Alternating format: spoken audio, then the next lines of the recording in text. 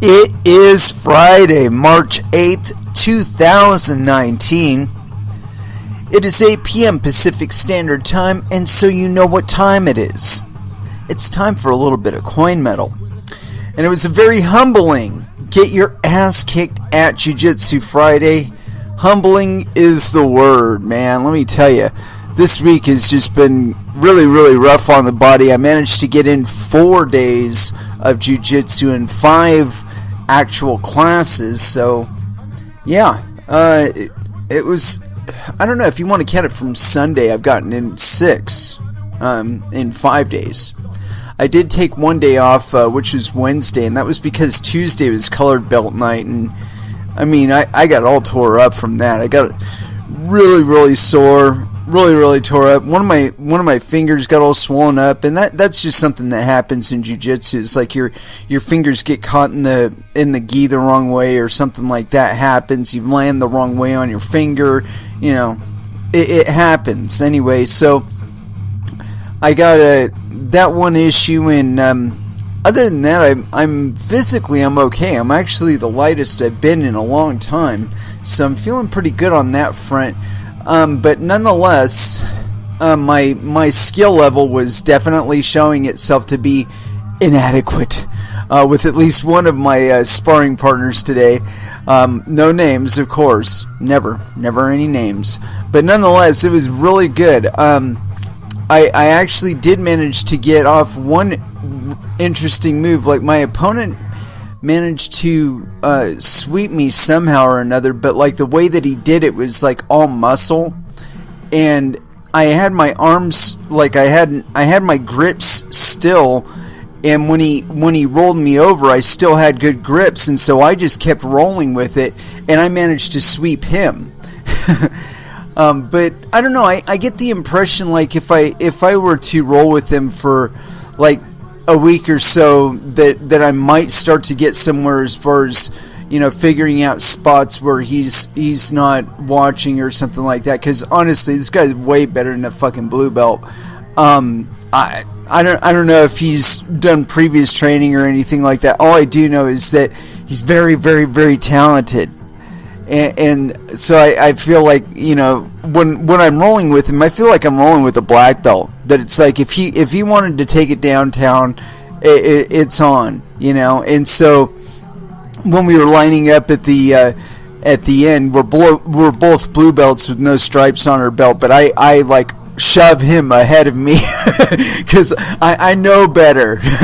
I know who's the more skilled guy, and I mean he almost got me in a what do you call it, a bow and arrow choke.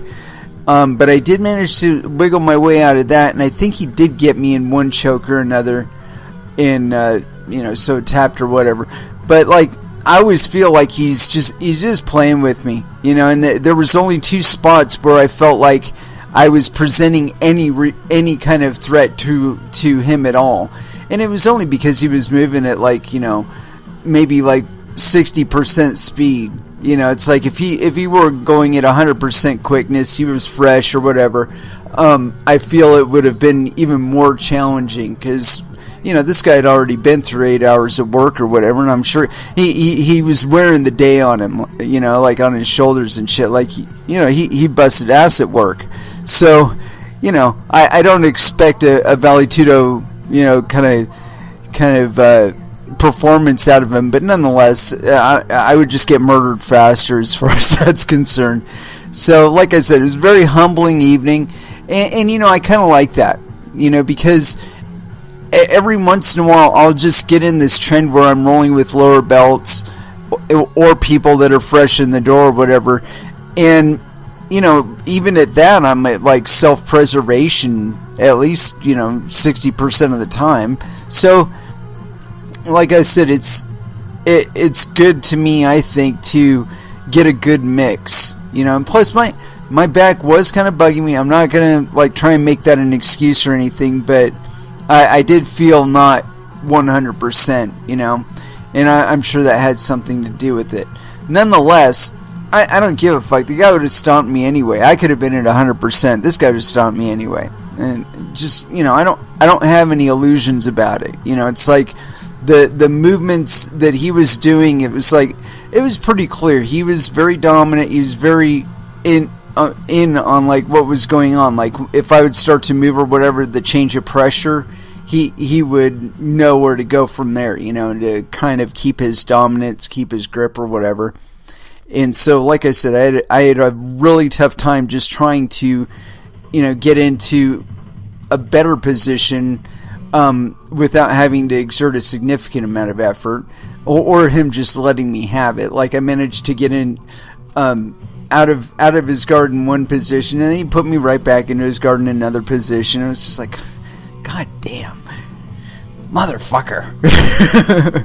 So like I said, it felt good to be tested. Nonetheless, it did wipe me out quite a bit. So my next partner, I'm just like, yeah, just go ahead and finish off my ego, dude. It's like, it's already nine notches down from when I walked in the door. So, go ahead and kick that 10th one down, But like I said, altogether it was a good class. We worked a bit of stand up today. And that's definitely somewhere where I've needed to work a lot more in. If I wasn't doing this, I most certainly would be there drilling the techniques that we work today, because I don't feel like I get enough stand-up exposure. And so getting in days like this where we were covering like 3 or 4 different takedowns from the standing position, like I said, I felt that was really good. And I'd have been just as glad if it was just one, and we just kept drilling with different partners. But so you get an idea of what kind of adjustments you would have to make in the collar grip when you're doing this one particular takedown, because it's one where you grab the opposite side, or no, the same side. So for it would be opposite side, I guess. If your right hand is gripping on the collar, it would be the left collar that you had, right? And then taking your elbow and forcing it inward to where you have your opponent kind of riding on the back of your arm, and then taking your hips and then bumping it really, really hard into his hip or her hip, whichever the case may be, and pulling him up and over your shoulder. And that one's always been very, very challenging for me, because when I get in that position where I have him loaded up on my arm, I have to have it in a really specific position for it not to hurt my arm. I mean, for some reason, tightening up my arm in that position really hurts. So, anywho, I've actually pulled that one off a couple times where it felt good. It didn't actually hurt. So it's I know I'm doing something wrong with my leg position or something like that, where I'm not getting it right to where that flow through with the elbow just doesn't hurt, right? Anyway, we covered that, and then we also covered a couple things like progressions from that, where if you were the way you would block it, by taking your hand and keeping it between you and your opponent. And when we were doing that one, I was really trying to tuck down and keep my hips kind of low, and I really felt like if from that position, if I was able to stall my opponent right there, it wouldn't be too much difficulty, I don't think, to kind of rotate downward, with a grip around the waist, and turn that into a takedown in and of itself, because you got to get your hips up under your opponent when you're trying to take them over your shoulder. And so if you can reverse that to where you have your hips up against their back thigh there, I would imagine that if you were to grab the belt and maybe even hook the heel, on the outer leg there, and rotate inward, towards, trying to put your elbow down to the ground. I think if I were to do that, I might be able to get a takedown from that side. I don't know. I'd have to work on it. Well, like I said, that's something that I would have to spend a year doing to be able to do with any kind of proficiency. but I definitely need to be getting a lot more reps in with my takedown. I feel like my takedowns should be way better than they are, and like I said, just not enough reps. And one of these days, I'm actually going to stay in there after class and do the open mats, or show up on Saturday to do another open mat. I don't know. It's going to happen soon, because I feel like that's a game that I've been really neglecting and really need to bone up on. And it is with that. I'm going to go ahead and throw down into some music, and I kind of half-assedly promised this one to somebody earlier, and because he was saying that people have been getting kind of turned on about the old green dildos on their charts, and that this guy, he said he wanted to take their lunch money, or was going to end up taking their lunch money, and so here it is. Ski Mask Way, Body Count, First Dance, here on Coin Metal. Police are hunting for 2 suspects in a violent home invasion. They are worried that And that was Gizmachi with Voice of Reason. Yeah. And so, as far as what we're going to get into today, I had to rummage about today. It wasn't as plainly clear as it normally is. Let's see here. I was just looking at something here on my Twitter feed here. David Shares says, it's not enough that maximalists are destroying BTC by forcing users to Lightning, but now they are trying to change the Bitcoin symbol to a SATS symbol, since Lightning uses Satoshis as its unit of account. Bitcoin BTC is not Lightning, no matter how hard they try. Yeah, I agree. It seems to me like, if people can't stick with what they originally sell you, if they have to continually migrate their goalposts and their language and their memetics and what the goals are of it, when they're saying things like, oh no, it's a store of value, oh no, it's not money, it's like, dude, I was originally sold money that didn't require third parties, and here you are trying to convince me to use my Bitcoin as value to back up IOU transactions that I spend via a third party. And that just doesn't, and I know some people have taken issue with it when I've said stuff like that, but when you look at what's going on right now with regard to Lightning, it's like, on one side of it, you can set up your node and all that business, right? Or the other side of it is you could, get a custodial wallet with somebody and just have a little app on your cell phone that you're spending money through, right? Hey, what's wrong with that? Other than the fact that it takes a unit of monetary value and converts it right back into the same paradigm that you came here to get away from. Because you don't need that third party when you're doing on-chain transactions, right? Anyway, I got this weird thing, and I'm thinking I might actually read this one, even though it's kind of aside from what I was actually intending to read. But no. I got this one here by, it's on CoinDesk, and it's by Nicholas D. SEC's Crypto Mom sees no need for national blockchain policy. I would agree. There isn't any need, because you really couldn't do it anyway. You'd just be making a bunch of criminals. A notably blockchain-friendly member of the U.S. Securities and Exchange Commission has pushed back on an industry lobbyist's call for a coordinated national strategy for the technology. Digital Chamber of Commerce's National Action Plan calls on the federal government to make blockchain technology a priority by publicly supporting development in this space, adopting a formal light-touch regulatory approach, creating clear policies and regulations based on what the technology does rather than the type of technology used, and preventing a, quote, regulatory patchwork by coordinating state and federal efforts. No, this is called regulatory containment. Anyway, continuing. Quote, if we want the United States to be a leader in advanced technology, we have to take action, Perrianne Boring, who founded the chamber, said in her opening remarks at the organization's DC Blockchain Summit this week. Quote, it's time the United States introduced a national strategy for blockchain. No, it isn't. No, it really isn't, Boring.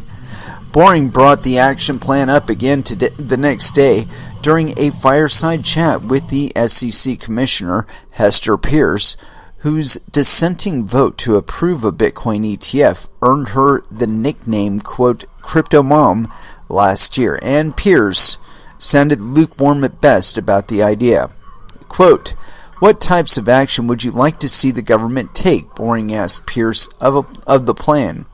The commissioner's response focused on the need for innovation to come from the private sector rather than having the federal government facilitate large-scale cooperation across the country. Quote, people think, oh, wouldn't it be great if we had coordinated this from the government? And that has gotten us into a lot of problems in the past, Pierce said, adding, quote, we need to have clear regulatory guidelines. That's something I think you've been forthright in calling for, which I think is really important. We do need to let people know where they stand, but then within that, we need to let people do what they want to do and try not to have too much government partnership with the private sectors. The government should just set up those guidelines and, quote, let the innovation happen on its own, she added. Come in and tell us. That said, Pierce encouraged technologists and entrepreneurs in the room to pipe up. What the innovators can do is reach out to the SEC and other government agencies and let them know where specifically they need clarity, Pierce said, adding, quote, you all need to come in and tell us where the pain points are, where the old regime doesn't fit, and then we can move forward with guidance. In her comments, the commissioner explained that she would like to see the commission-level guidance issued which clearly outlines where the legal lines are and how blockchain projects might interact with those lines. Quote, but we need from you examples of where that would be helpful. Part of the hang-up between developers in the blockchain space and the SEC may be the speeds at which each group typically works. Relative to the SEC's perspective, the agency is, quote, moving quickly, but from a blockchain's point of view, the regulator may be moving very, very slowly, Pierce said. She highlighted the SEC's FinHub division, which focused on interacting with blockchain and other fintech startups. On the branch's website is a submission form which Pierce hopes technologists will use. To date, only a handful of products actually provided feedback. Quote, we've gotten maybe 5 or 6 letters, and I was pretty disappointed by that. It does take work on your part, but we really need people to be writing in. Yeah, okay. The problem is, Miss Pierce, that you cannot direct us in this. And when I'm saying you cannot, I mean you do not have the ability, nor can you. I mean, when we're setting up these cryptocurrencies to work, the people that devote their time and effort and trust into cryptocurrencies, that's on them to do. But of course, if nobody does, then the project goes nowhere. But that's where all of this call for regulation and putting a foot on us and all that, it's not going to help you. If anything, it will put you further behind, because these are global currencies. Global currencies. They are not dependent on the United States to exist. They could just as easily exist in Bangladesh or Sumatra or somewhere else. That's your real worry with regard to whether or not you're going to regulate it.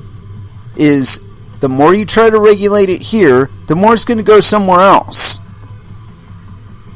We've already seen this with mining, where people trying to discourage investment in it here in the United States, where they make it a little less comfortable for the bigger operations.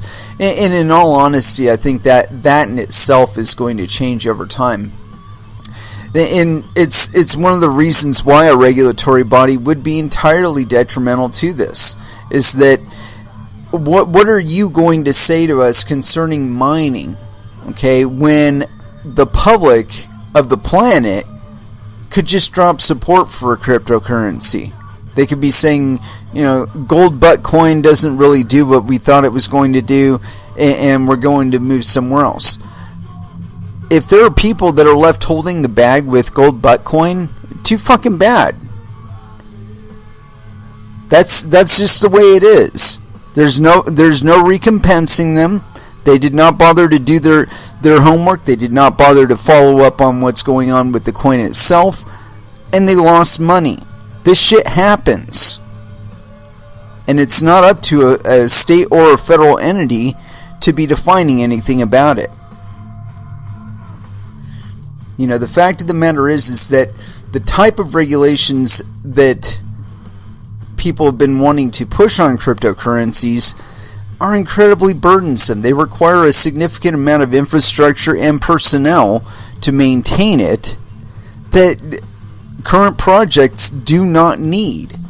They can operate entirely without it. And in many cases, forcing them to document all this shit and store all of this shit exposes their customers and them to a great deal of risk that they do not have to undertake in order to actually perform their intended function. And this is where regulation really hurts cryptocurrencies and other industries. Is that sure you're limiting some risk, you're providing some sort of benchmark for expectations and whatnot, and that can provide you at least temporary assurance. But take a look at the Bitcoin hash chart sometime. See those big peaks and valleys? That's people coming online with hash rate and people dropping off the network with hash rate, putting it somewhere else, maybe turning it off permanently. But there's no amount of regulation, there's no amount of certification that's going to make that any better. That's just the way the fucking market works. I know that there's somebody out there expecting that there's some sort of terra firma 100% safety to be found in global markets, and it is not there. It is not there. It cannot be provided by regulation. It cannot be provided by taxation. It cannot be provided with state or federal oversight. None of these things make a difference. If anything, they provide false signals and false expectations that hurt people even worse in the long run. And how many times have we seen that happen? Just in conventional markets, highly regulated conventional markets have had several collapses, several frauds, several thieveries, fraudulent activity that behind the scenes, all of that shit is corruptible, all of it is manipulable. And when you introduce more regulation, you introduce different pressures. And that causes people to try and make money in other ways. Not just in cryptocurrencies, but also in fiat markets. Where they create derivatives and stuff that you don't have a taxing regime for. You don't have a regulatory regime for. That's by intent. But, the way you circumvent that is you force the market to deal on a public trust basis, not a trust in your little seal of approval says, oh, these guys are solving, everything is cool. Oh shit, there's the fucking 2008 housing collapse. Oh shit, there's Wachovia laundering billions and hundreds of billions of dollars for the Sinaloa cartel, and they just made a massive withdrawal. Oh shit, there goes the entire fucking economy. There goes the Dow off the fucking cliff. All this shit is predictable. We act like that it's not connected and that it doesn't have any intrinsic formation that allows this shit to happen, but it's exactly opposite that. As a matter of fact, it's so far opposite that one could argue that it was actually designed to create issues like that. Yeah, I know. Nobody wants to hear that. That the regulatory regime that you imposed on the market actually created the bedding for the next collapse to happen. And we see this every day right now. All of your AML KYC bullshit is getting people's records stolen. Period. That's what it's doing. I would argue that's probably exactly what it's intended to do. Most specifically because most of those things don't even require shit like encryption and actually kind of discourage encryption. So that means it's flying around in plain text format for somebody who's intent and capable to seize a hold of it, not just you.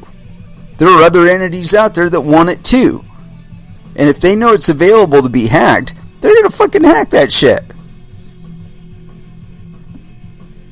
The first way to avoid people stealing or selling or abusing access to your information is to not give it to them.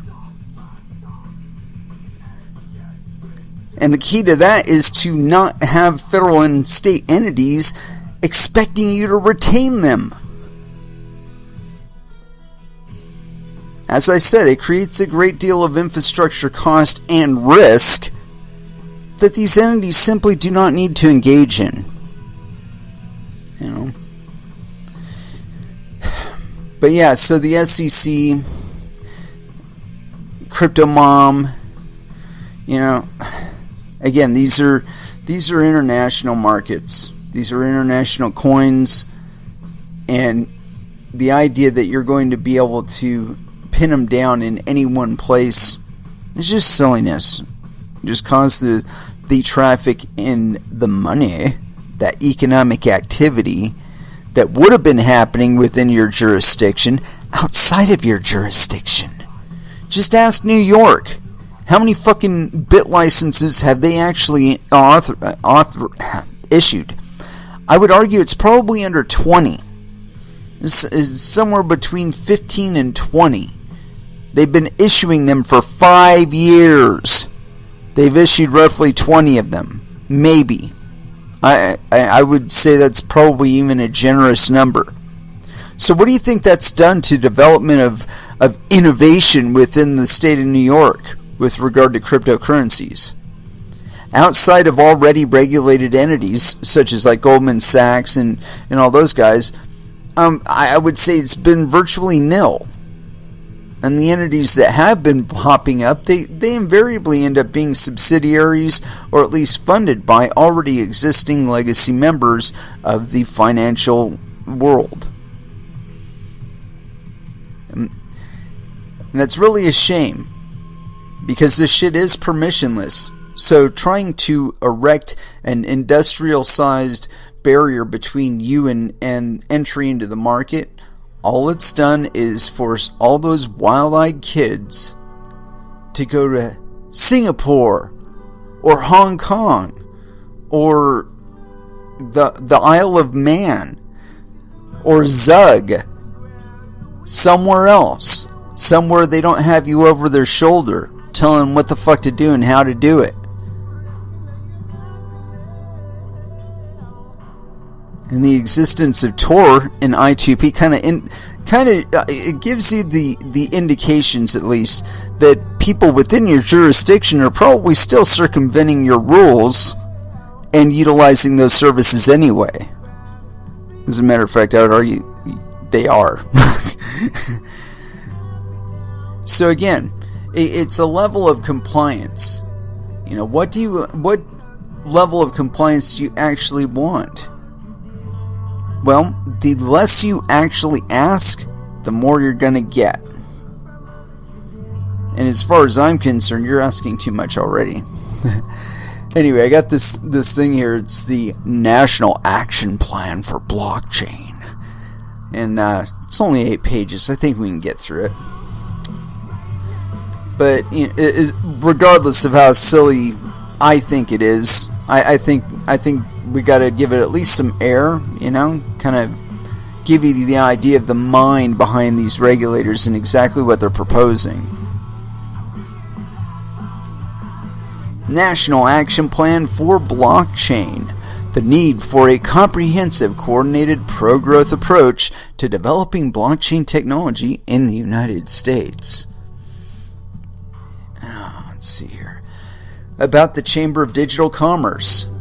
The Chamber of Digital Commerce is the world's largest blockchain trade association. Our mission is to promote the acceptance and use of digital assets and blockchain-based technologies. You notice they didn't mention cryptocurrencies there. We represent over 200 members, including global IT consultancies, large financial institutions, accounting firms, multinational technology companies, elite law firms, insurance corporations, investment firms, and leading-edge startups in the blockchain space. Through education and advocacy, the Chamber and its members are encouraging the development of reasonable legislation to support blockchain technologies that results in an environment that fosters innovation, jobs, and investment. Yeah. Number 1, the importance of blockchain. Blockchain technology offers immense possibilities for business, government, and consumers, only if it's got public miners. These include the opportunity for extraordinary economic growth and a safer and more secure internet. Its ability to improve processes, increase cost efficiency, and promote transparency in numerous industries is reforming the ways in which companies conduct business. For example, it can provide services and access to those that currently do not have them, the unbanked and underbanked, through faster and cheaper remittances and digital identity solutions. Its potential, however, is being felt in many industries beyond financial services, such as healthcare, supply chain management, energy, transportation, insurance, voting, and many others. Blockchain technology is a distributed ledger or record of transactions that enables the execution of smart contracts. No, it isn't.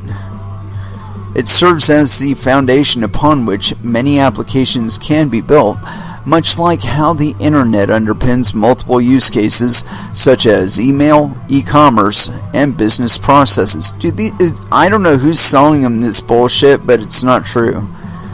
Its characteristics enable faster, more efficient transactions, eliminating the need for multiple intermediaries and the possibility for inadvertent or manual errors across numerous locations or geographies. Blockchain is a cryptographically secure platform ideal for storing assets and ownership information and will serve as the foundation or rails for other technologies such as Internet of Things and artificial intelligence. It is clear that blockchain is a revolutionary breakthrough in technology, allowing us to create infrastructure towards an internet of value. Dude, they're full of shit. They don't even know what the fuck they're talking about. All of this shit is dependent on other people's work. If it's not a product of public miners, it's not a fucking blockchain. It's a goddamn distributed database. I don't give a fuck how you arrange it. If it's your own machines doing it, your own machines will lie to you. Your own machines will be a fucking big ass target for people to try and hack. The whole strength of the quote unquote blockchain is derived from the fact that it's sourced from thousands of people all over the fucking planet.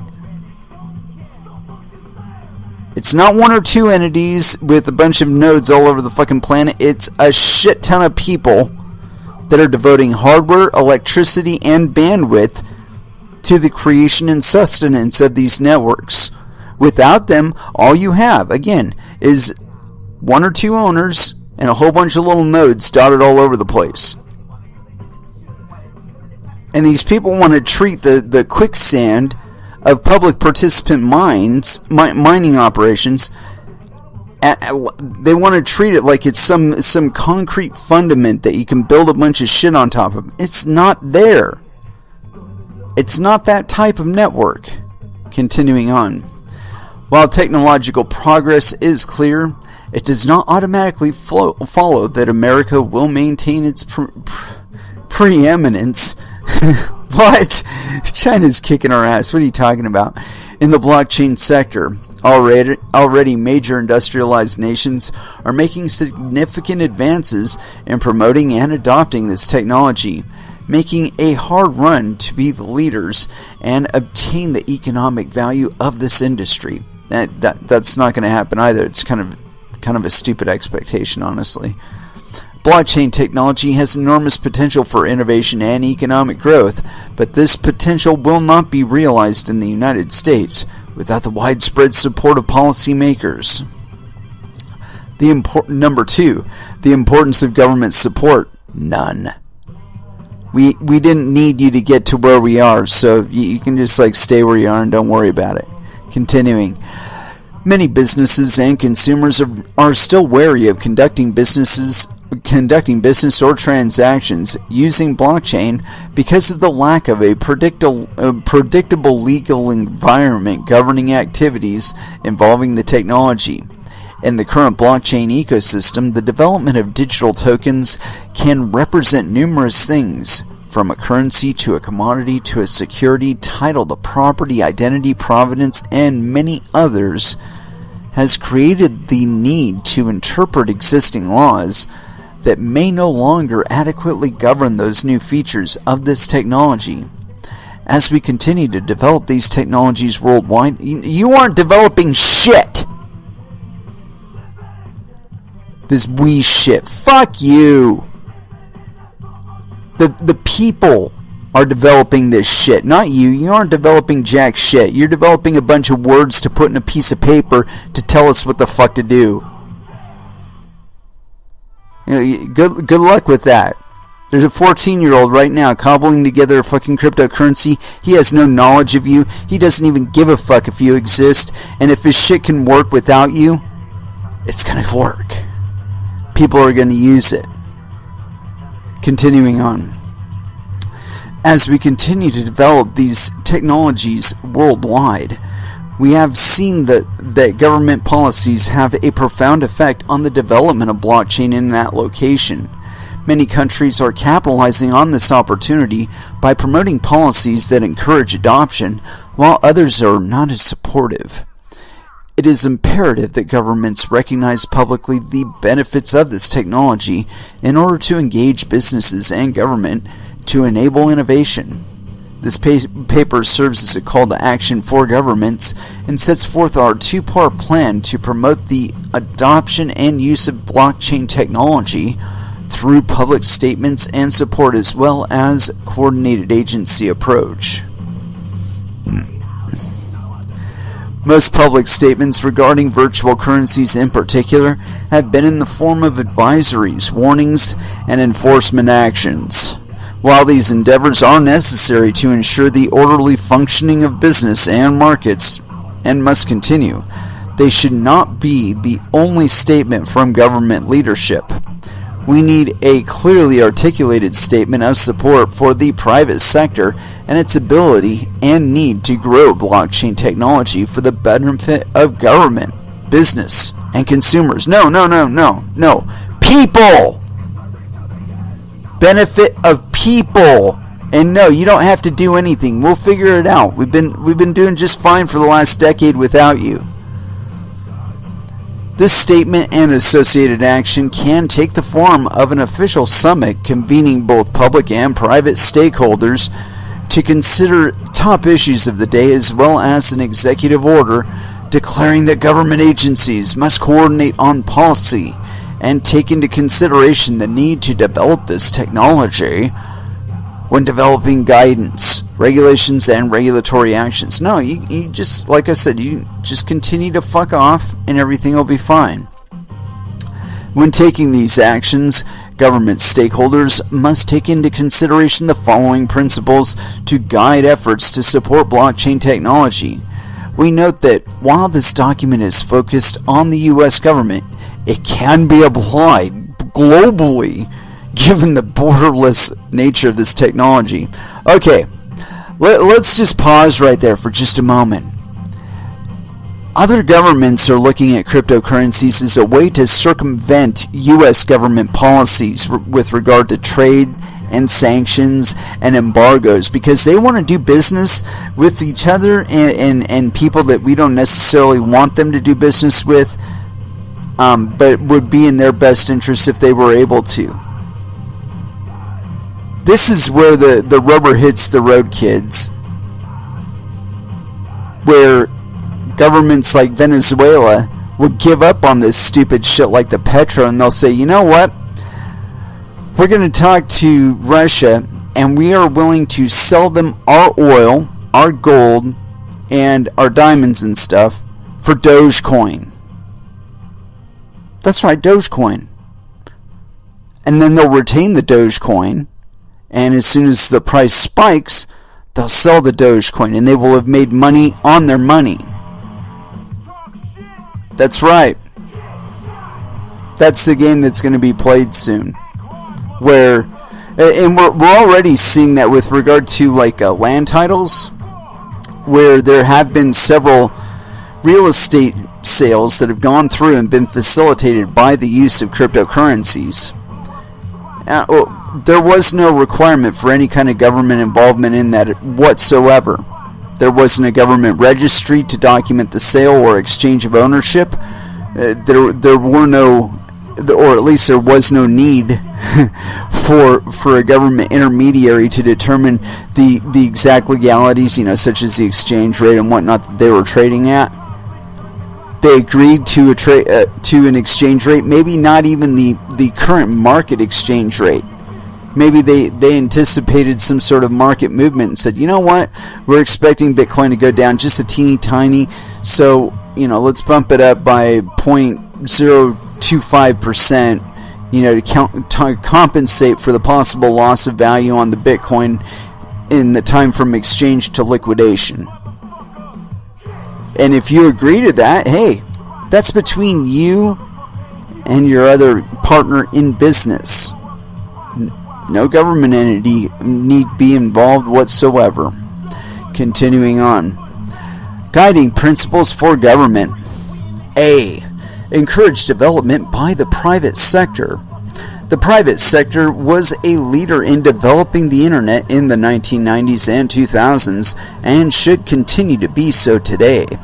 The United States is built on entrepreneurship and innovation, and we should encourage and support these qualities as we head into the next generation of technological development. B. Adopt a light-touch regulatory approach while the industry establishes key innovations, bringing enforcement actions against clear violations of the law. Regulation that is too restrictive or does not take into account the potential for future innovations will stymie the growth of this industry and scuttle government efforts to remain a leader in and keep pace with technological development. C. Policy and regulation should be clear and established prior to enforcement. Whatever. Industry must have clearly articulated and binding statements from regulators regarding the application of law to blockchain-based applications and tokens before bringing enforcement actions. Public statements, whether through the press or formal speeches, are helpful, but are not official statements of application by the agency. If an agency intends to enforce its laws in new and innovative ways, it must first notify industry developers of its intent to do so and the way in which existing law applies. Yeah, meaning they got to warn all their multi-billion-dollar buddies about it. Oh, hey, this new regulation is coming down the line. You might want to prepare for that. And then just slam it on everybody else that they didn't bother to notify. Now, that's how that shit works. D. Any regulation should be based on the function performed, not the technology. Oh, wow. Virtual currency and digital asset-related statutes and regulations should emphasize function. New rules and statutes should not be based on the type of technology itself, but rather the use or activity involving the technology. Yeah, more regulatory capture. That means they can just redefine the shit on the fly and say, oh, by the way, what you're doing violates this regulation, and so you're going to have to pay us money.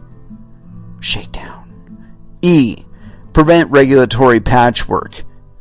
State and federal government entities should cooperate in their policy-making efforts to prevent a patchwork of regulations and statutes related to similar functions. The most enduring example of a 50-state and territories patchwork of regulations occurs with state money transmitter laws. Companies involved in virtual currency activities are multi-jurisdictional by virtue of the fact that they operate on the internet. The costs associated with an inconsistent and varied multi-state licensure system, both in application process and in ongoing maintenance and examinations, substantially undermines the efficiencies blockchain technology provides. F.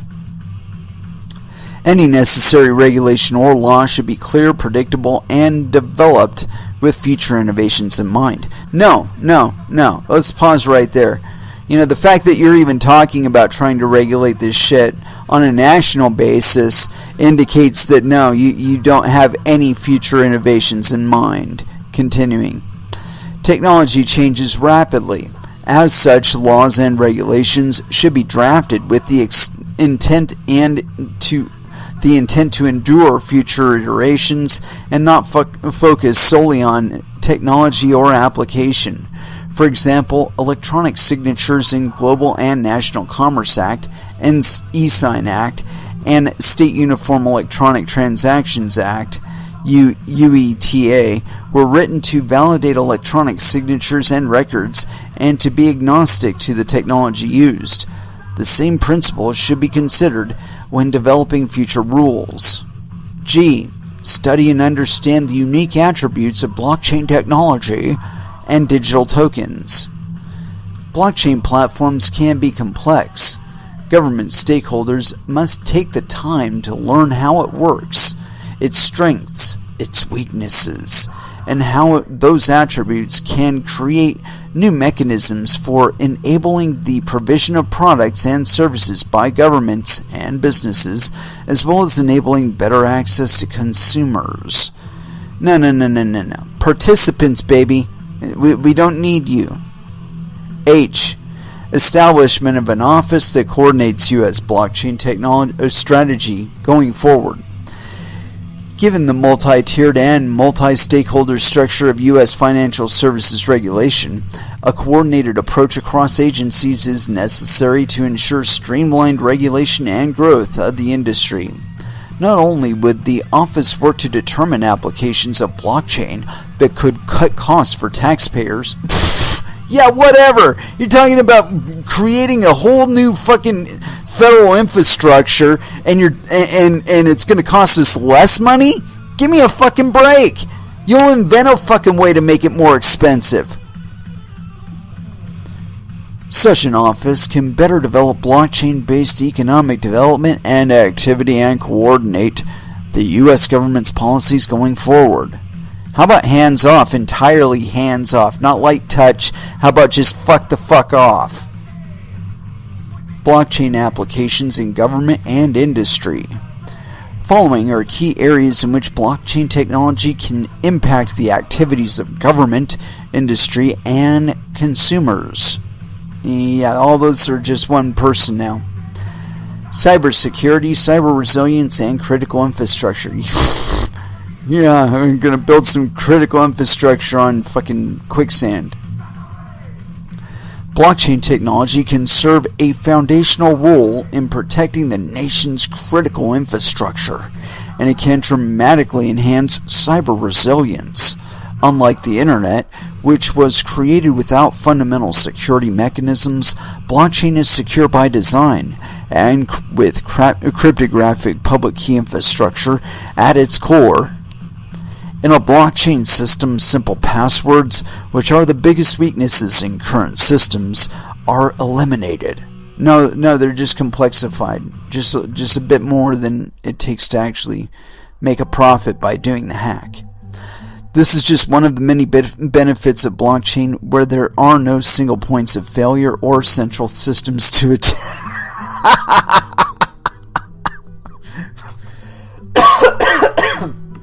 These fucking people do not pay attention at all. If they did, they would see that there's fucking hacks all the time. Financial services. Blockchain technology can create new efficiencies and cost savings in cross-border payments, thereby increasing access to financial services for the unbanked and underbanked. In trade finance, it can increase speed and reduce costs in the issuance of letters of credit, processing trade payments, and transferring of assets. Blockchain technology, smart contracts, and virtual currencies can establish new levels of control and substantial benefits for the owners of securities through enhanced issuing, tracking, trading, and settlement capabilities. Yeah, that, and all of that shit, we can do all of that shit without you. So again, there's absolutely no need for you. Digital identity and privacy. Blockchain technology can provide new methods of securing identity information, thereby increasing participation in the digital economy by all citizens. Yeah, until we see how you're actually using it, and you're like tracking us down with it and shit. Yeah, whatever. One of the principal roles of government is the establishment of identity through driver's licenses, birth certificates, social security numbers, etc. One of blockchain's most innovative and potentially impactful use cases is directly tied to the establishment of identity.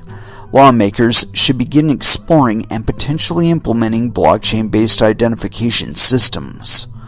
These systems can streamline government services and reduce the costs to taxpayers.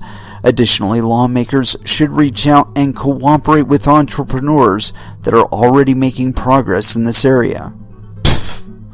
Healthcare. Many of the problems surrounding the transfer, storage, and access of healthcare information can be solved using blockchain technology. There are a variety of regulatory and legal requirements on entities within the healthcare system. For an early-stage business or businesses exploring the innovative technologies and their potential benefits in healthcare, these laws can be burdensome and prevent further development in the healthcare field. Policymakers should set up agency portals that provide companies with the necessary resources to establish businesses or use cases, such as information on their regulatory obligations. This form of cooperation may benefit the healthcare system, reducing inefficiencies and cost. No. Hold on right there. You're talking about introducing additional inefficiencies by your regulation, and then also saying you're going to be reducing inefficiencies and cost? No. All of the regulatory infrastructure that you're going to need is going to cost money, even if it is done with blockchains. So this idea that you're going to make shit cheaper by trying to regulate shit that doesn't need you to actually regulate it, this is a bunch of bullshit. I think the best thing the government can do is educate itself on cryptocurrencies, so that when somebody says, hey, I would like to pay my taxes in Bitcoin, they know how to process the transaction and take the payment. That's it. That is the long and short of government need to involve itself within cryptocurrencies. Continuing on, insurance. A blockchain can streamline overall functions, record keeping, and the claims process through a combination of smart contracts and IoT-enabled devices. Actually, it doesn't need any of that shit to be able to do it. First, blockchains enable efficient and effective record keeping. Yeah, it's only truthful because there's multiple people supplying the blocks. in this case. Record keeping and information sharing among stakeholders within an insurance model. Moreover, smart contracts can streamline the claims process and user experience. Using automotive insurance as an example, a smart contract can be executed to record the policy, driving record, and report all of the drivers that have purchased the policy. Using IoT-enabled devices, establishing vehicle self-awareness, the vehicle can assess its own damage using sensors and can execute initial insurance claims and police reports. This removes the duplicative work that is required by various agents within the insurance entity itself, saving money and time. Yes and no. I mean, yeah, you can record all that shit on a quote-unquote blockchain, but unless the public is mining it, you can't really depend on the results. They could be easily manipulatable on the side chain or whatever bullshit that it's actually all based on. Continuing on. Smart contracts. Smart contracts have the enormous economic potential due to their frictionless nature. Smart contracts can increase the speed of transactions, executing them almost instantaneously. A seemingly limitless number of miniature transactions can take place on a rapid basis through smart contracts. For example, a standardized swap transaction documentation may be represented by a smart contract that, among other things, automates the exchange of margin payments among counterparties and reports transaction data to regulators. Ooh, God, that sounds so fucking advantageous, doesn't it? This utility can be used to create disintermediated business processes where payments across entire supply chains are streamlined and equity holders or employees are compensated automatically upon the occurrence of certain events.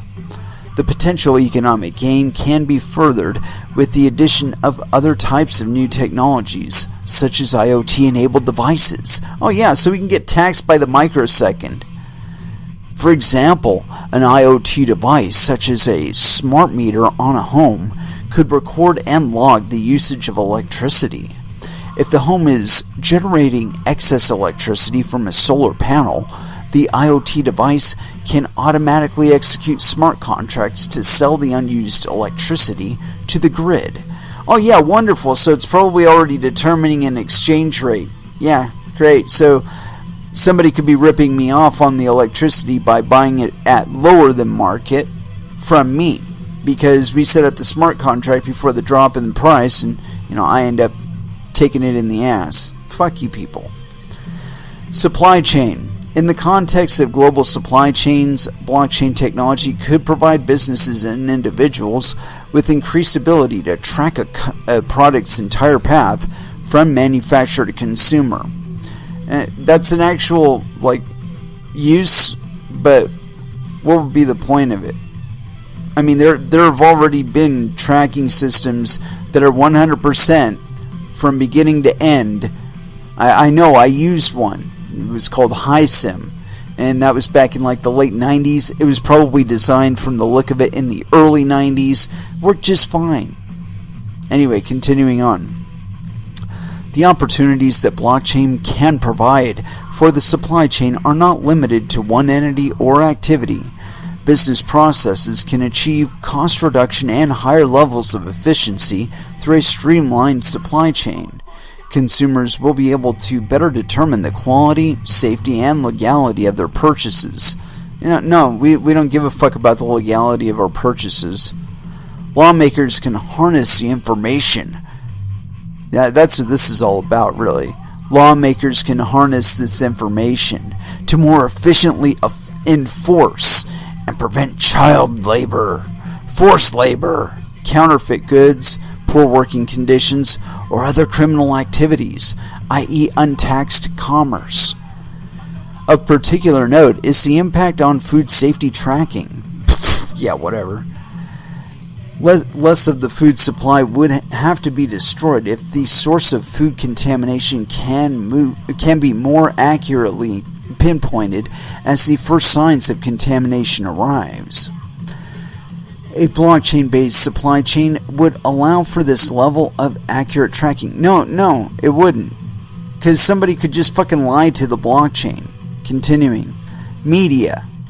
Combating waste, fraud, and abuse is a challenge for many industries, including the advertising industry. In 2019 alone, advertising fraud is estimated to cost the advertising industry more than $18 billion. By 2022, it will hit a staggering $44 billion. Fraud has become the single biggest cost to many advertisers.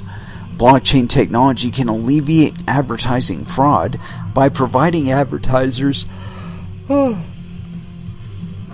with reporting and verification tools to streamline operations.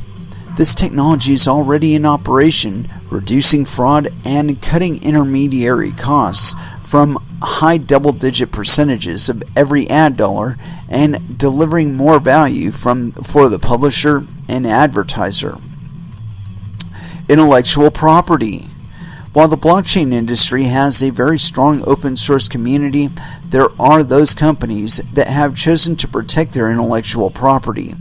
Blockchain can help secure intellectual property, track supply chain and provenance, thus identifying counterfeit goods, and maintain trade secrets.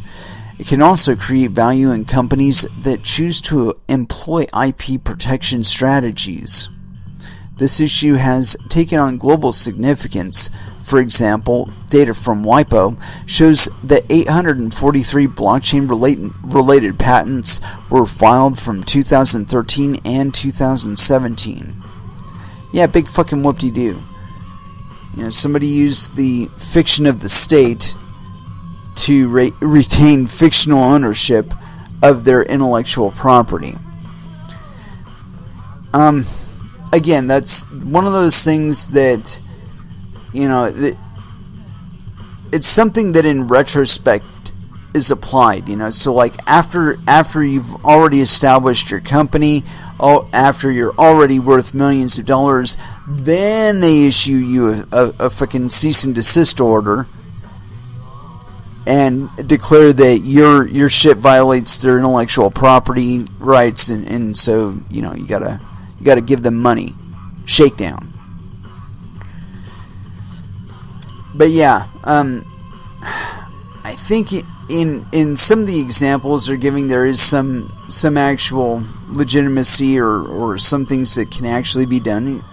But the question is, what's the level of viability above what you're already participating in, and what is the cost of it being wrong versus your current system? And it's something to be taken into consideration here. You go piggybacking all your shit on top of a coin that dies, that's network dies, and I know you think, it's going to be Bitcoin. Bitcoin will be fine. Every time there's been a hard fork, you probably would have suffered some sort of issue. So the idea that you can just build shit on top of this like it's the internet, it's fucking silliness.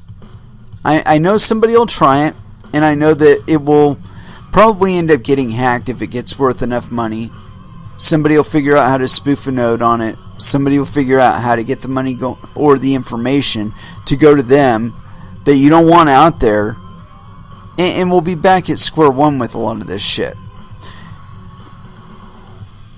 Yeah, I don't know. That's enough ranting on that for right now. Let's go ahead and throw down into some music.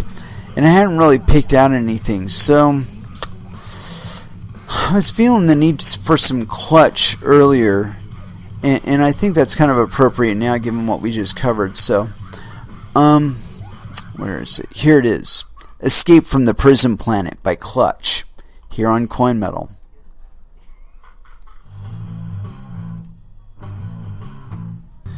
And that was Tool with Schism. Yeah.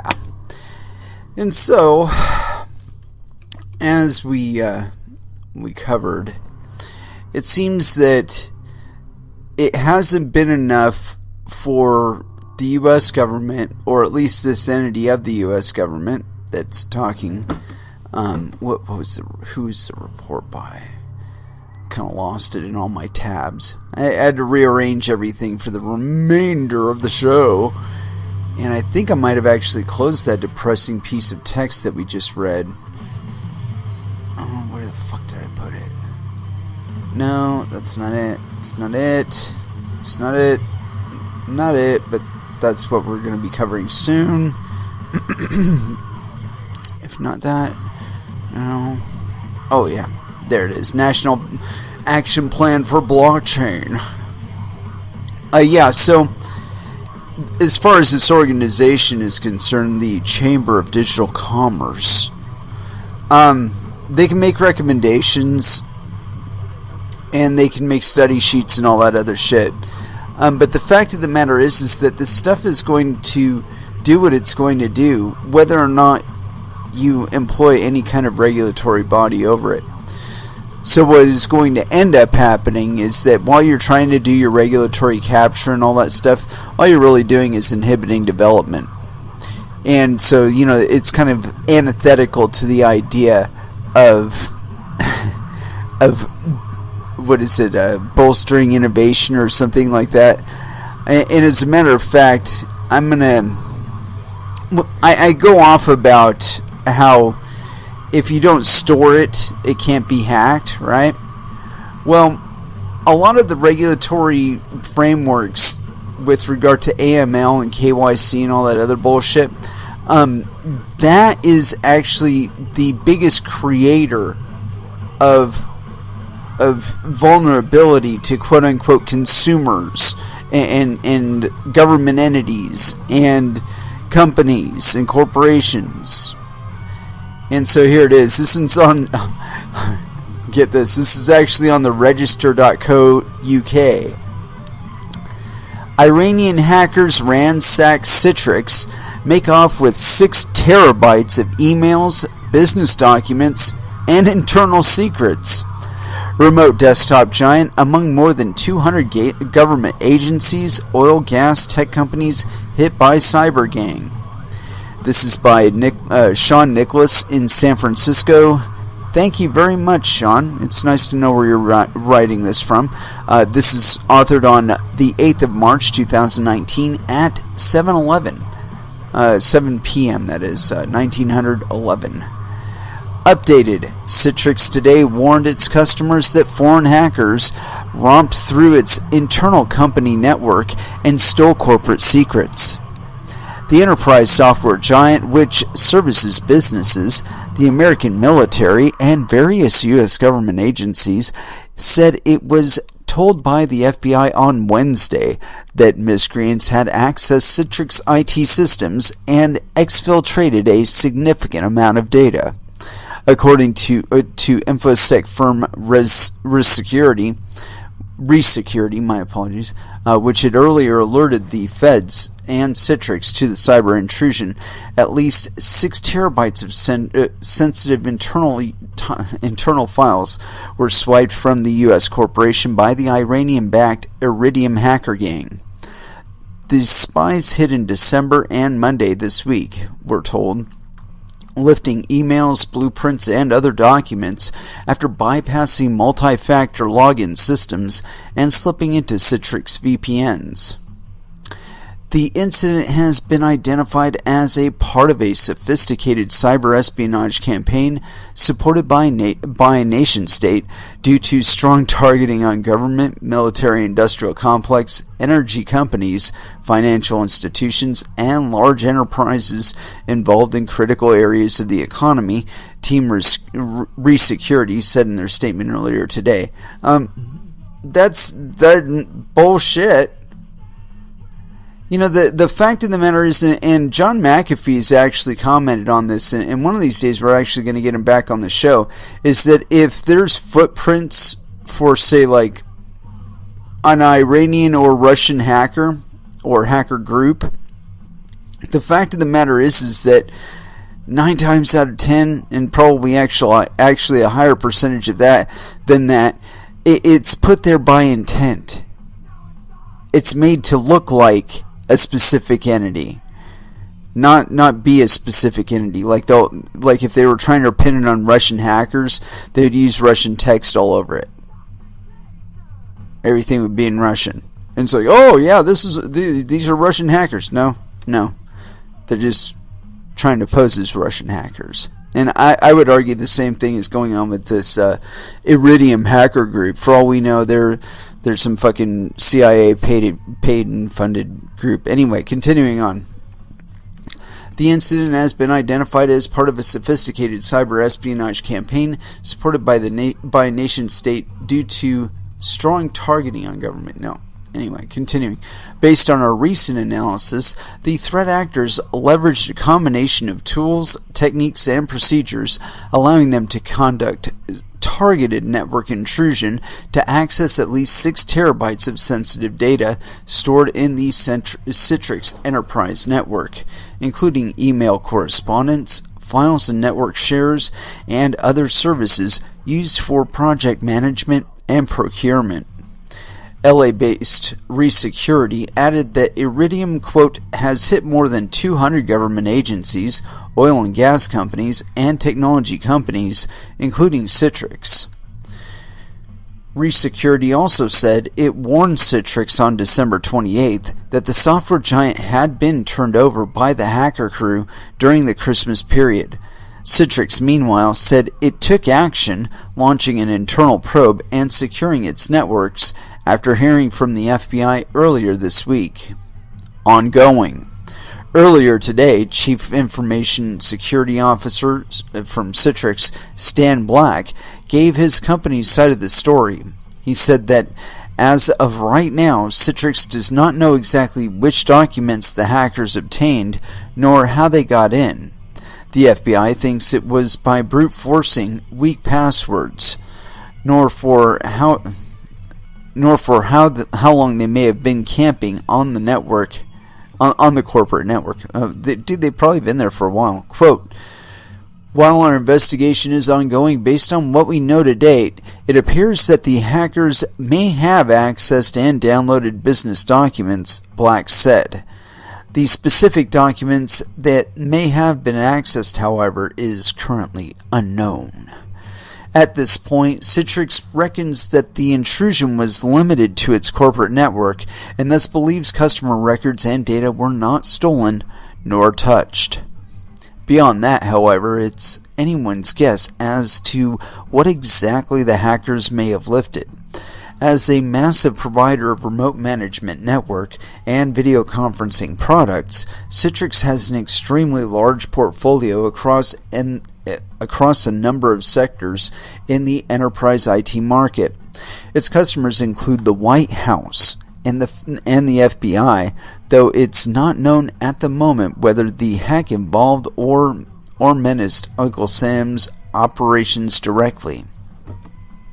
As the investigation is in its extremely early phases, Citrix said it will provide customers with regular updates as it gets more details. For now, Citrix said it is planning to cooperate fully with the FBI probe and has also brought an outside security firm to help investigate the intrusion and make sure that hackers will not be able to get back into the network. Quote, Citrix is moving as quickly as possible with the understanding that these investigations are complex, dynamic, and require time to conduct properly, Black said.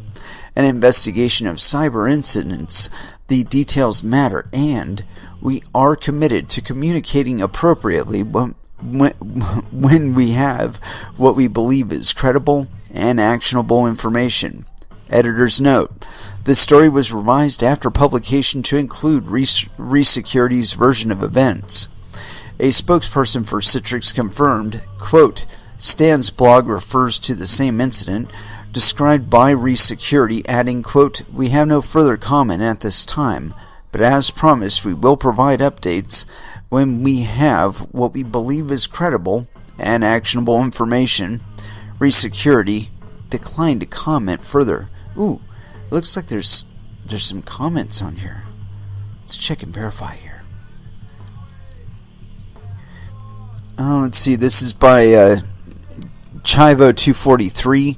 The answer is in the article. Quote, Citrix has an extremely large portfolio spread across a number of sectors in the enterprise IT market.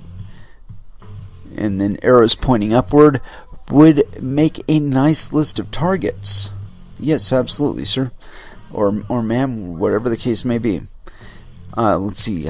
Dark Lord of Surrey says, I wonder how Hawaii might be, and that's the cell phone company, would fit a Trump narrative. Yeah. Anonymous Coward says, Dear President Trump, we would like to extend a free year of credit monitoring to you. Oh, that's terrible, dude. Great bunch. Says Lemon Tree, very pretty. Yeah, whatever. Mark says, why is it that seem not have, quote, outside security consultants to see if they're breachable? Costs and profits drive this behavior, and the company's breach never seemed to have any fallout. And so, another data breach and theft reported. Admin says, or adnim, my apologies, WTF, they didn't know, a third party had to tell them. Did I misread the article? And this one is by Nate Amsden. In reply to WTF, the article says the third party was the FBI. So, not surprisingly, they didn't know if the FBI told them.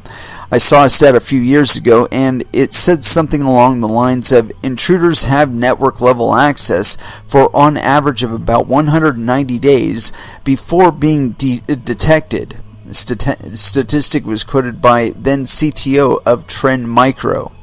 I think the number of days has been going up slightly as well in recent years. One thing that the article doesn't specifically cover is how much, if any, of the source code was taken. They say corporate network. I have no idea if that includes development stuff or not. Security is a hot topic these days, but for the foreseeable future, it will continue to be a losing battle for just about everyone, especially with state actors, APTs, etc. Not a game I'd like to play.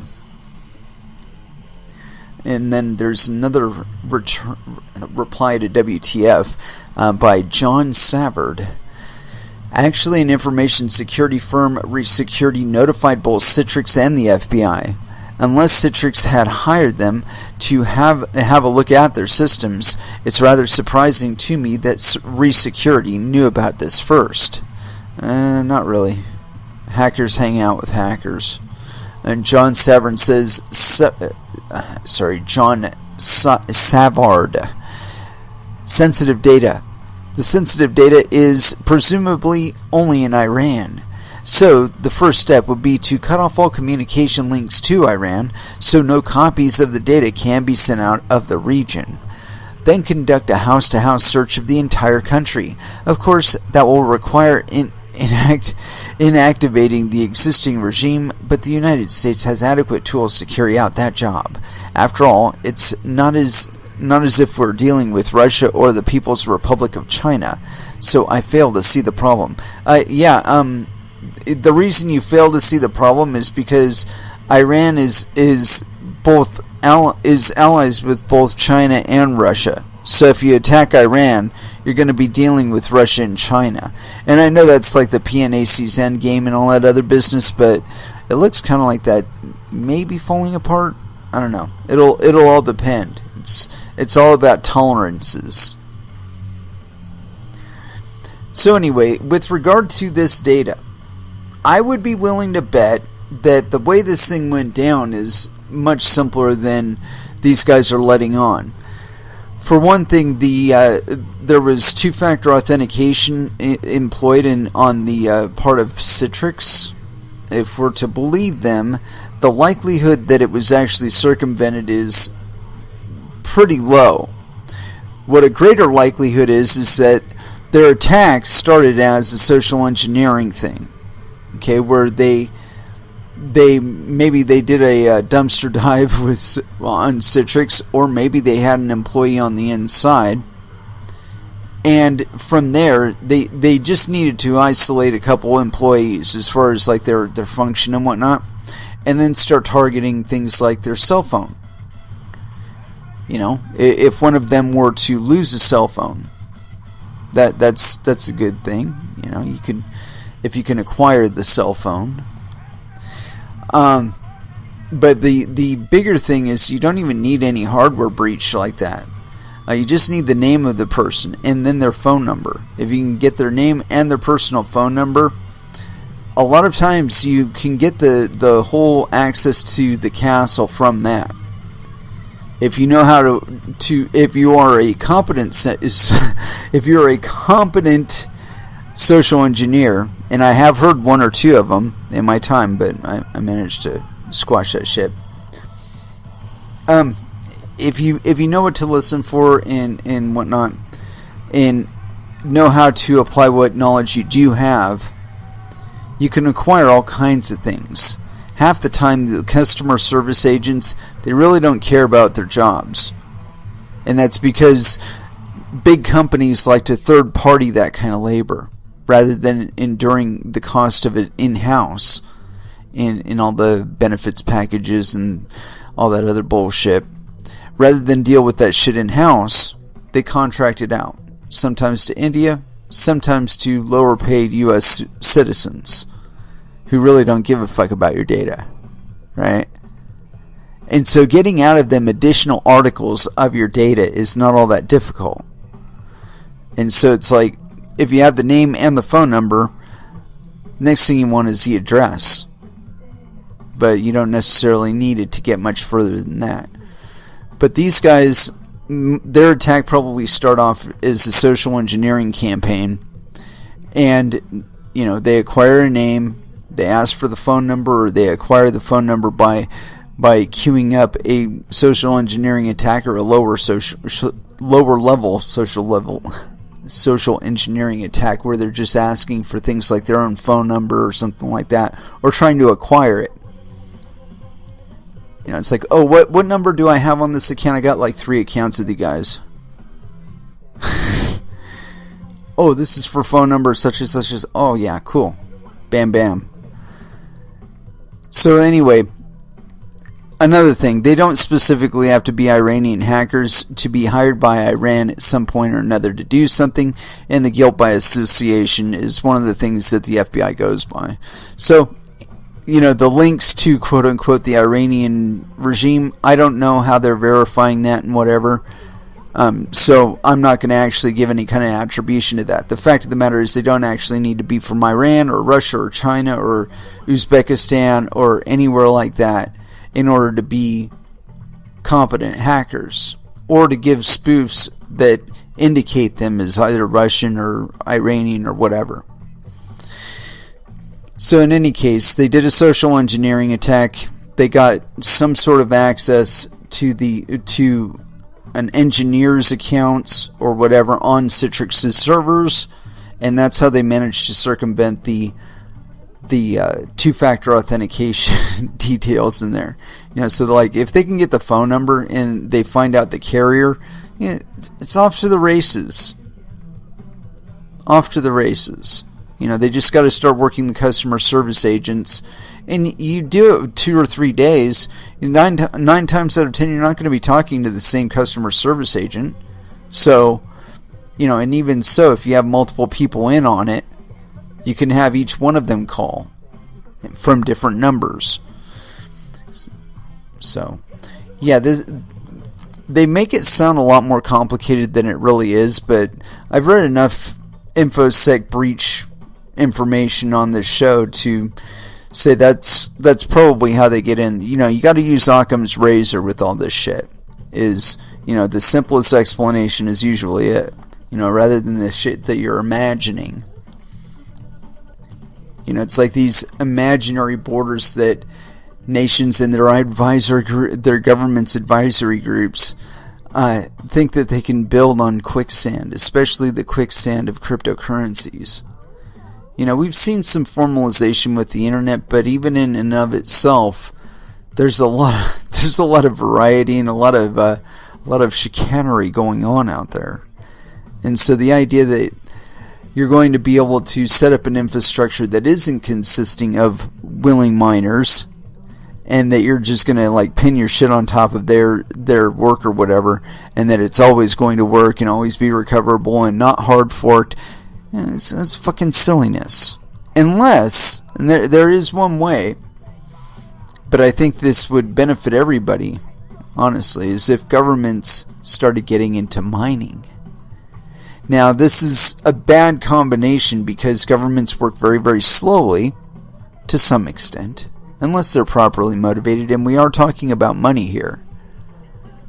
But if you retain the openness of the networks in addition to that, so that everybody can participate in it. I think this is the point where governments have really, made mistakes with regard to judgment of cryptocurrencies, is that, you want to participate in the determination of policy on a cryptocurrency network. Fire up some fucking miners and do it just like everybody else does. Now, it's true, you're going to be competing with everybody else, which means the likelihood that you're going to be the dominant force on the network is much lower than a closed network. However, as the Citrix hack shows us, it doesn't matter how secure they are supposedly, they are compromisable by our current information infrastructure. There are certain things we could do with, say, cryptocurrencies. I won't say blockchain because that to me is just bullshit. When you talk about blockchains in a context outside of cryptocurrencies, you might as well be talking about a unicorn or Pegasus or some shit like that. But where they can serve is, if I were to set up a wallet with a cryptocurrency and use a token issued from that wallet as an ID. Now, the conditions of the ID, what elements of my actual identification and what elements of information I do provide, would be determined by me. And it's not necessarily going to be the reality, But it might be information that is usable for a wide variety of things, such as making payments and whatnot. But the only person who knows the actual identity is me. And really, that's all that's necessary. When you consider it in that context, it becomes apparent that the necessity to retain actual, a volume of information on any one particular individual is not necessary. You don't actually need to do it. You could just go by the last record. It's like, did this person actually complete their transaction? Did they pay the person what they said they were going to when they said they were going to? Rate it like that. Anyway. But yeah, so Iranian hackers making off with boodle that was made available through many of the security apparatuses that we currently have. And, like I said before, I think that in some cases, this shit is actually designed to be as brittle and as easy to break as it is. Because then it makes it a lot easier. You don't have to get warrants for shit that you can hack, right? So, or stuff that you're tracking outside of the knowledge of people that you're tracking. If you're just sucking up all of it, it's your data, so you can do with it whatever you want. And if you want to do a whole bunch of heuristic analysis on people and from their behaviors and whatnot, you can do that because it's your data, right? Well, what if somebody else gets access to that data and starts getting the character profiles of people in government, in the military, in the police? All of these things become liabilities when we retain them as open as we do.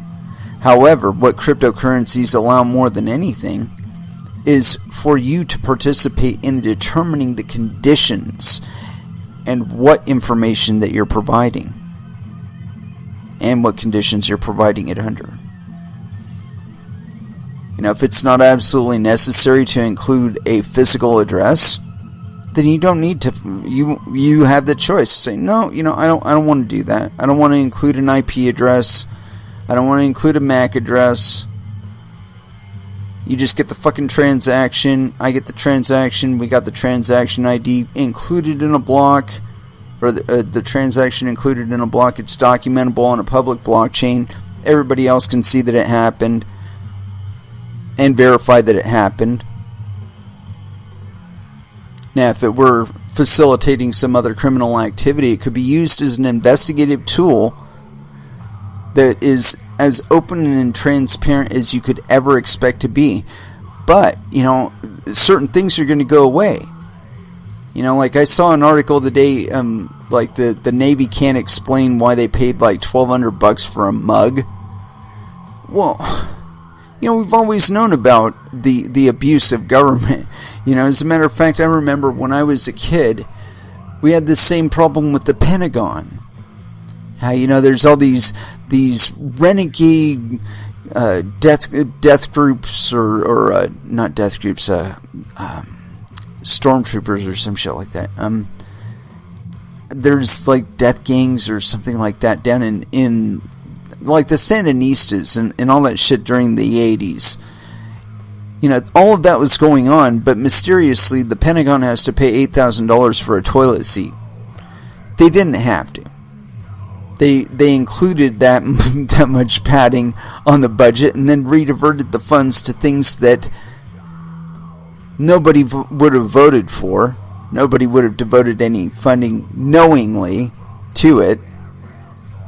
But, it gets included in the budget. Oh, it's a toilet seat. We need toilet seats. It's a mug. We need mugs. Somebody might ask, well, do you need to pay $1,200 for a mug? Well, it was what was available. There was probably a more expensive mug somewhere available, and we opted not to go with that one. The $5,000 mug, we just opted out of that. Now imagine that transaction, the money for the mug, happened on a public blockchain. Do you think there'd be a lot of questions? I think there would be. I think there'd be a lot faster answer than, well, fuck, we don't know how we paid $1,300 for a fucking mug. It'd be like, no, on November 7th, 2015, you procured this from this ID. This was the transaction that's associated with it. And you got to understand that if it's on a public blockchain, that kind of tracking is available. And now you understand why there is such a push to push transaction processing off chain. Because you've got a lie layer, an obfuscation layer where you're only dealing with a certain number of nodes, so only a certain number of nodes are aware of the traffic, so on and so forth. I mean, I'm sure there'll be like watchtowers and all that other bullshit, but again, we're talking about a third party, and whether or not we actually believe them, maybe they're bribable in some point or another, where they're offered a higher fee for a certain version of truth, and they accept it, of course, right? Whether or not it's actually true, as far as the other participants in the transaction are concerned.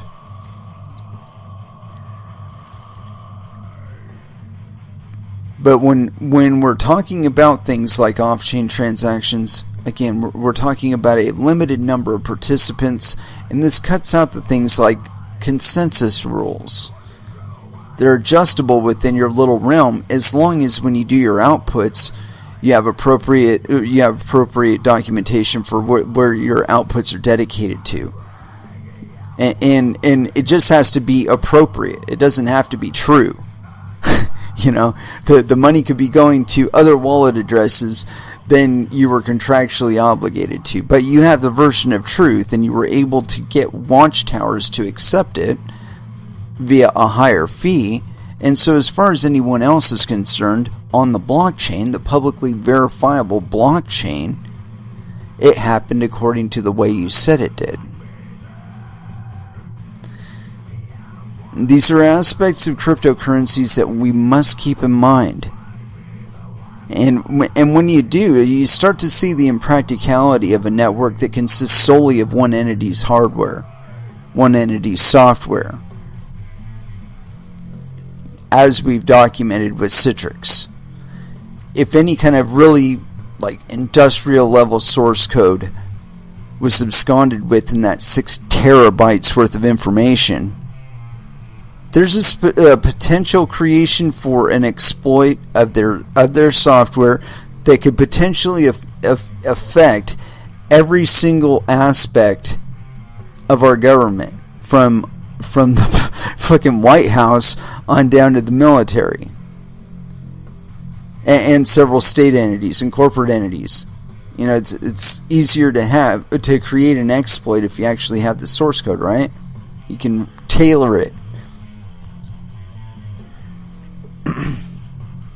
Anyway, it is with that I'd like to go ahead and wrap this one. Thank you very, very much. I certainly do appreciate the support. Thank you for listening. Anyway, we will be back again on Monday at 8 p.m. Pacific Standard Time. And so until then, I want y'all to trade safe. Do your homework.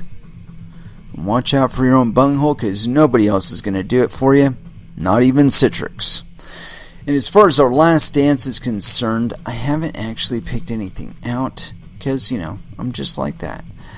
But I've got one in mind. And so let's get all the way the fuck back up here. All the way the fuck back up here. And oh shit, where did it go? Here we go.